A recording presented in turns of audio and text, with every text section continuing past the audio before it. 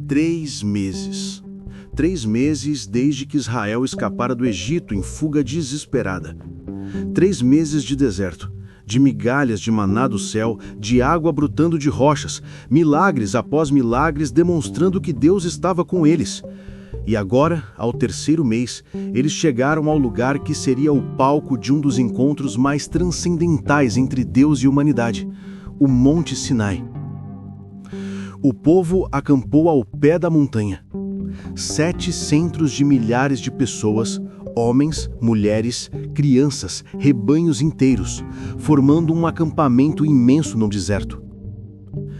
Moisés subiu a montanha sozinho, e ali Deus falou com ele. Assim falarás à casa de Jacó, anunciando aos filhos de Israel: Vós tendes visto o que fiz aos egípcios, como vos levei sobre asas de águias e vos trouxe a mim. Agora, pois, se diligentemente ouvirdes a minha voz e guardardes meu concerto, então sereis minha propriedade peculiar dentre todos os povos, porque toda a terra é minha, e vós me sereis um reino sacerdotal e povo santo. Era uma promessa além de compreensão. Não eram mais escravos de Faraó. Seriam um reino sacerdotal, uma nação santa, separada para Deus. Moisés desceu e anunciou isso ao povo. E todo o povo respondeu em uma só voz: Tudo o que o Senhor falou, faremos. Mas, antes da revelação, havia preparação. Deus ordenou a Moisés: Vai ao povo e santifica-os hoje e amanhã. Lavem suas vestes e estejam prontos para o 3º dia, porque no 3º dia o Senhor descerá diante dos olhos de todo o povo sobre o Monte Sinai. Havia também advertência séria. Marcarás limites ao povo em redor, dizendo: Guardai-vos, que não subais o monte, nem toqueis seu termo. Todo aquele que tocar o monte certamente morrerá. Nenhuma mão tocará nele, porque certamente será apedrejado ou asseteado. Quer seja animal, quer seja homem, não viverá. A santidade de Deus era absoluta. A separação era inegociável. Havia um pátio que ninguém poderia ultrapassar.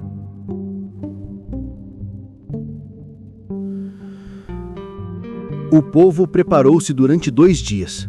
Lavaram roupas, abstiveram-se de relações íntimas, santificaram-se.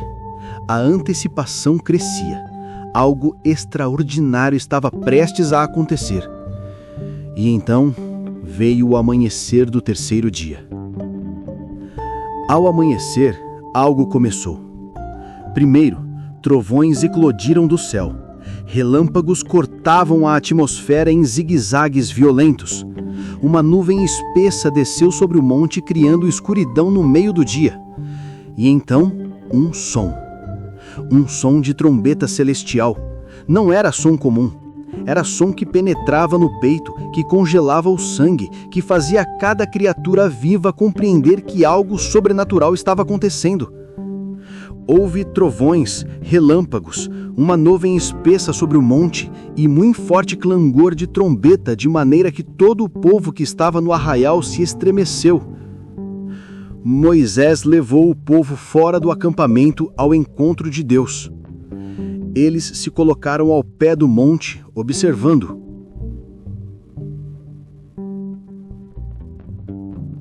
E então, a manifestação começou em escala apocalíptica. Todo o Monte Sinai fumegava, porque o Senhor descera sobre ele em fogo. A sua fumaça subiu como fumaça de fornalha, e todo o monte tremia grandemente. Fogo não era fogo comum, era fogo sobrenatural descendo do céu. O monte inteiro estava em chamas, fumaça subindo como se saísse de uma fornalha gigantesca. Aquele fogo apocalíptico usado para destruir Sodoma e Gomorra, as montanhas que cercavam os israelitas estavam incandescentes, e o fogo sobrenatural consumia tudo que estava à vista. Trovões explodiam como se a terra estivesse se dividindo em duas. O chão tremia, não um tremor simples. Todo o monte tremia grandemente. Toda a montanha tremia com violência.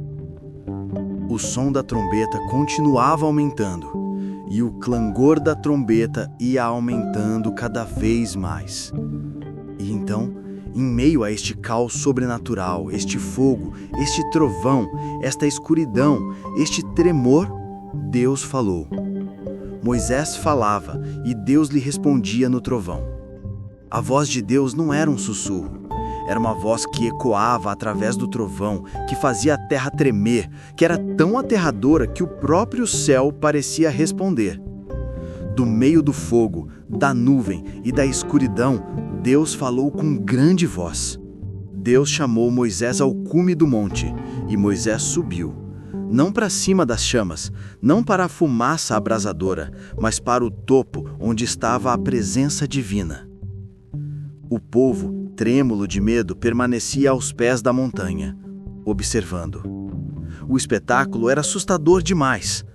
A magnitude da revelação era além de compreensão. Moisés permaneceu no monte e ali, em comunhão direta com Deus, escutou. Escutou a lei, escutou os mandamentos. Então disse o Senhor a Moisés: sobe a mim, ao monte, e fica lá. E dar-te-ei tábuas de pedra e a lei e os mandamentos que tenho escrito para os ensinares. 10 mandamentos.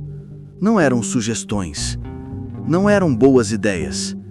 Eram a lei do Deus eterno, escritas pelo próprio dedo de Deus em pedra, em 2 tábuas de pedra gravadas em ambos os lados.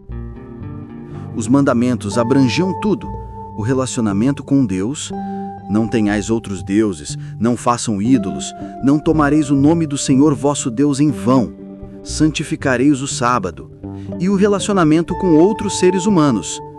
Honrai pai e mãe, não matareis, não cometereis adultério, não furtar, não dareis falso testemunho, não cobiçareis.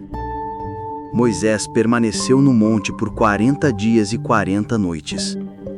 40 dias sem comida, sem água, sem sono, em comunhão direta com Deus, recebendo não apenas os 10 mandamentos, mas também instruções detalhadas sobre o tabernáculo, as cerimônias, as leis que governariam Israel. Enquanto isso, abaixo do monte, o povo permanecia em choque. Haviam presenciado algo que nenhuma geração anterior havia experimentado, uma manifestação divina tão manifesta, tão apocalíptica, tão inconfundível. A aterradora voz de Deus havia parlado, e cada pessoa ali compreendeu com absoluta certeza. Havia um Deus. Havia um Deus que era tão santo que sua presença manifestava-se em fogo.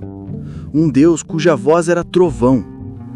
Um Deus que era totalmente outro, transcendente, onipotente, inefável. Quando Moisés desceu do monte com as 2 tábuas de pedra gravadas nos 2 lados com a lei de Deus, seu próprio rosto brilhava com a glória de Deus. Mas a lei que desceu era mais que regras.